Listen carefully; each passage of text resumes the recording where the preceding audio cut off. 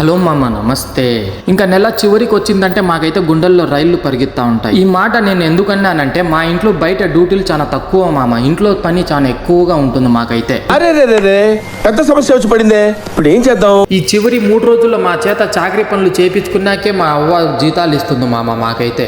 ఇంకా ఈ మాసిపోయిన పూల కుండీలు తెల్లగా మెరవాలని చెప్పి 20 లీటర్ల పెయింట్ డబ్బా పట్టుకొని వచ్చింది మా అవ్వ అయితే. చిన్నపిల్లల చేతిలో చాక్లెట్ పెట్టినట్టు మా అవ్వ మా చేతిలో సున్నం డబ్బా పెట్టి ఈ పూల కుండీలు ఏమో గానీ ఇప్పుడు ఉన్న ఎండలకైతే మేమైతే మాడి మసి అయిపోతామని అర్థం అయిపోయింది. మా మచ్చ అయితే పెయింట్ని పప్పు రుద్దినట్టు రుద్దేసినాడు మామ వీడైతే.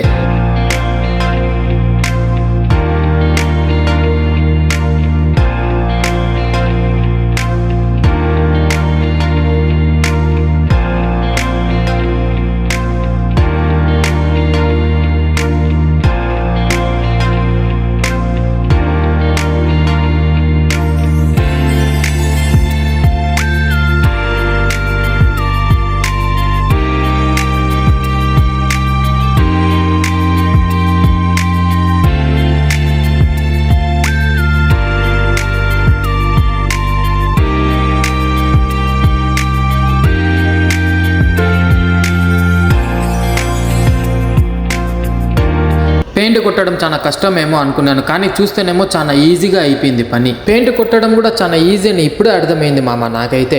అది ఎలాగో చెప్తాను, మీరు కూడా చూసేయండి మామ ఒక తూరి. పెనం పైన దోసపిండి నేసి గంటతో తిప్పినట్టే మామ తిప్పేయడమే. ఆ విధంగా మనసులో అనుకుని పెయింట్ కొట్టడం మొదలుపెట్టినాను మామ. చివరికైతే ఇవన్నీ తెల్లగా మెరిసిపోయాయి.